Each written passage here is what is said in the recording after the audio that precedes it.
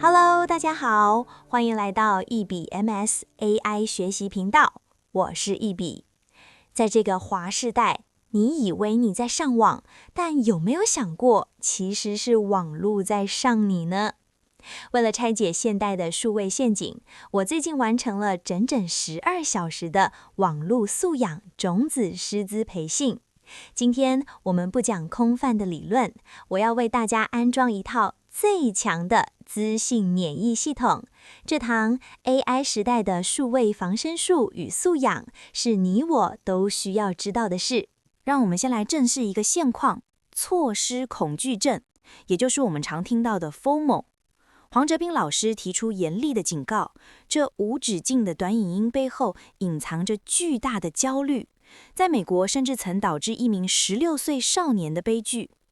加上陳慧敏老師點出的 AI 垃圾內容 AI slop， 像是沒有醫療背景的 AI 假醫生影片，這些內容正在一點一滴榨乾我們的注意力與積蓄。為什麼我們控制不住自己？第一層控制叫做抖音腦。現在的短影音嚴格依循着3秒法則，也就是前3秒的資訊飽和攻擊。當大腦習慣了這種過載的刺激，我們會逐漸喪失深度閱讀與思考的能力。面對這樣的注意力劫持，我們具體該怎麼自救呢？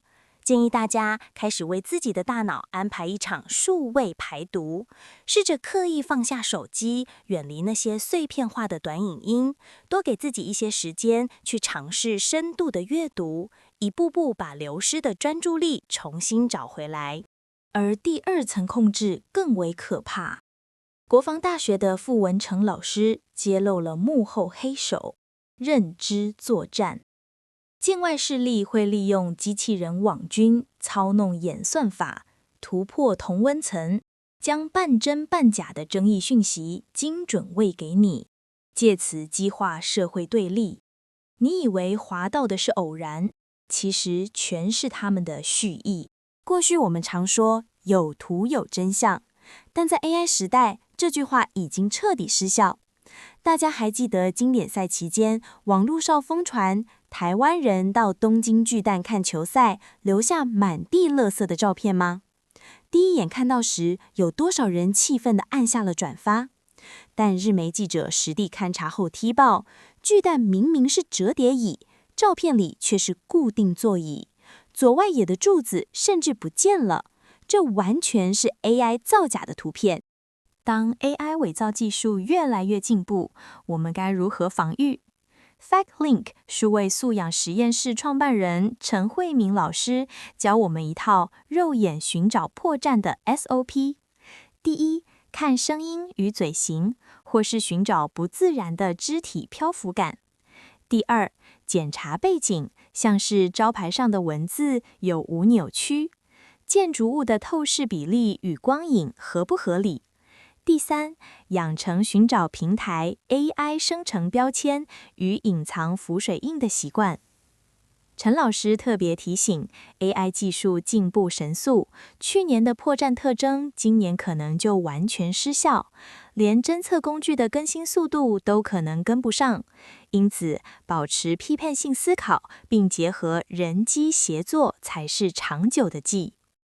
當然，當 AI 完美到肉眼看不出破綻時，我們就要用科技打敗科技。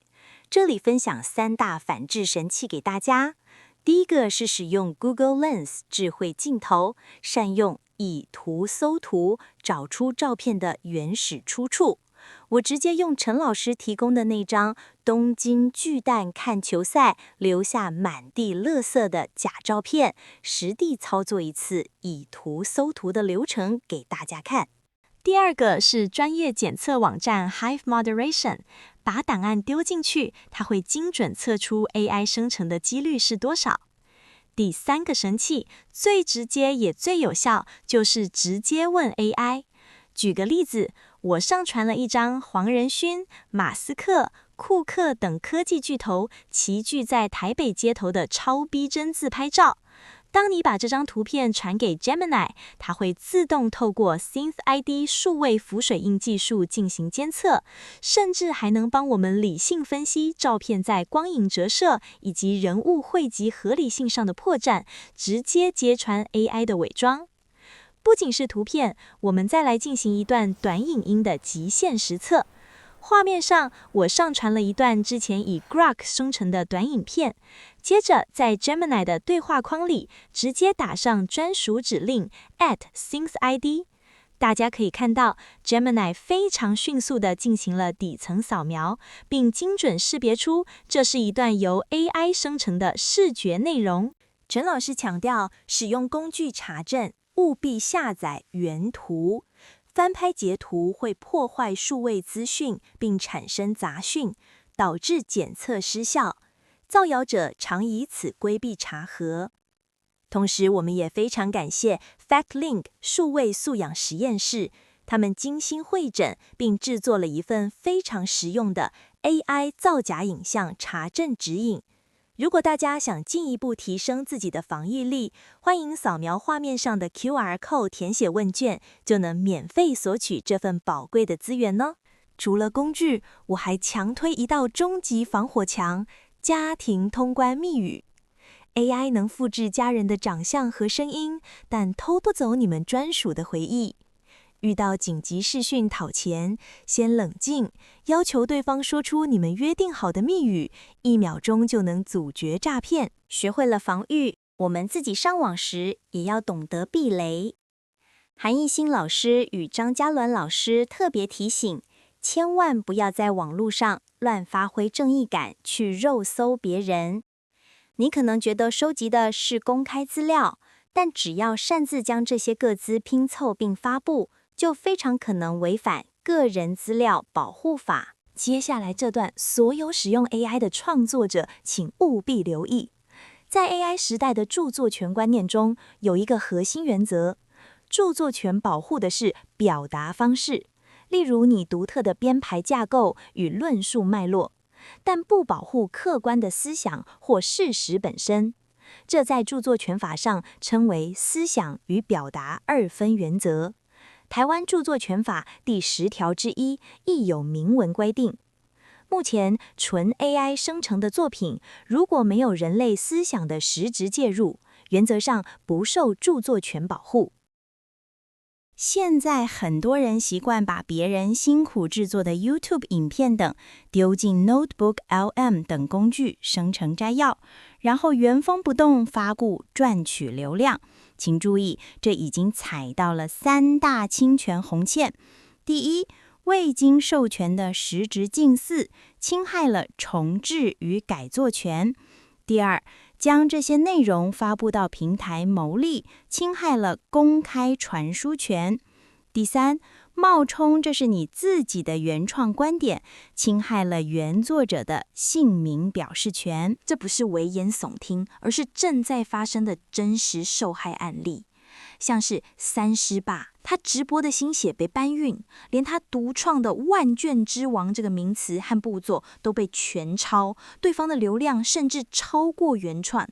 還有長期用心教學的茶米老師、燕秋老師，以及北榮大數據中心的楊老師，他們長達1小時的課程精華，被同一個頻道用 AI 瞬間掠奪，去脈絡濃縮。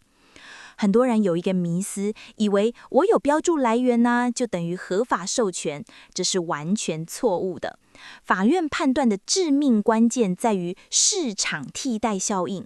如果觀眾看了你的 AI 摘要，就不去看原創影片了，你實質取代了原創的流量，這極有可能不屬於合理使用。門檻變低的時代，創作者該如何生存？這邊可參考三師爸的建議，我們必須建立自己的原創防護網。第一，經營自媒體並儘早公開發表，以留下時間戳記，完整保存創作過程的原始檔案與雲端版本記錄，這些都是你在法律上最有力的輔助證據。第二，也是最重要的，在作品中注入 AI 偷不走的靈魂，你的獨特洞察、個人詮釋與專屬經驗。如果你需要引用別人的資料輔助創作，請執行合法引用4步 SOP。第一步，確認用途。如果 AI 摘要僅供個人學習，不公開，依著作權法第51條，屬於相對安全的個人重製範圍。第二步，實質轉化，糅合多方觀點，並加入自己的詮釋，拒絕單一來源搬運。第三步，原創比重，你自己的原創分析必須佔內容的實質比重，這正是法院判斷合理使用的關鍵要素之一。第四步，嚴謹標注，效仿學術論文的嚴謹度，明示來源連結與文內引用，但請記住，標注是必要條件，不是免責的充分條件。李怡智老師說得非常好，人類的優勢在於轉化性創意思維。AI 的能力有其規則邊界，我們應該在 AI 做不到的邊界之外，揮灑人類的創意。當你使用了 AI 輔助，請大方主動地標注為 AI 生成內容，這才是展現頂級數位素養的態度。而這份獨特價值的核心，就是在這個充滿演算法與假訊息的時代，將防禦的最後一步回歸到真實的生活。我非常認同黃哲斌老師的建議，家人間可以約定在餐桌上和房間內不使用手機。拔掉插頭，放下資訊焦慮，找回我們最真實的陪伴。當我們面對網絡上層出不窮的口水戰時，陳坤龍老師提醒我們不要害怕衝突，而是要鼓勵對話、理性挑戰，在尊重與溝通中建立穩固的批判思考基石。在課程的尾聲，讓我們快速複習今天學到的5大數位防身心法。第一，保持警覺，別讓演算法操控你。第二，銘記有圖不再有真相，隨時鍛鍊你的 AI 之眼與查核習慣。第三，善用科技神器，並與家人建立專屬的家庭通關密語。第四，發揮正義感或創作時，當心隨手轉發與搬運的法律代價。第五，持續培養轉化性思維，找回人類的獨特價值。這支影片能順利誕生，我要特別感謝主辦單位國家通訊傳播委員會 NCC 與承辦單位瑞媒管理顧問有限公司的用心規劃，同時更要向8位無私奉獻專業的講師團隊致敬。沒有老師們深厚的知識底蘊，就沒有這套實用的數位防身術。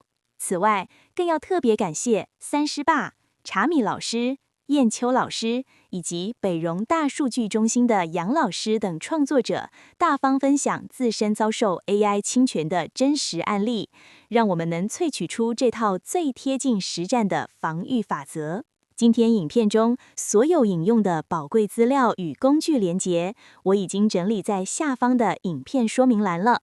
想持續掌握最新的數位素養資訊，歡迎追蹤官方粉絲專頁。當然 ，AI 技術日新月異，如果您知道其他好用的 AI 辨識神器，非常歡迎在底下留言與我們交流分享，讓我們一起建立強大又溫暖的資訊防護網。最後，如果這支影片對你有幫助，請幫我按個讚，訂閱頻道，並且把它分享給你在乎的家人和朋友。這可能是保護他們不被數位陷阱傷害的最好方法。我是一筆，我們下支影片見，拜拜。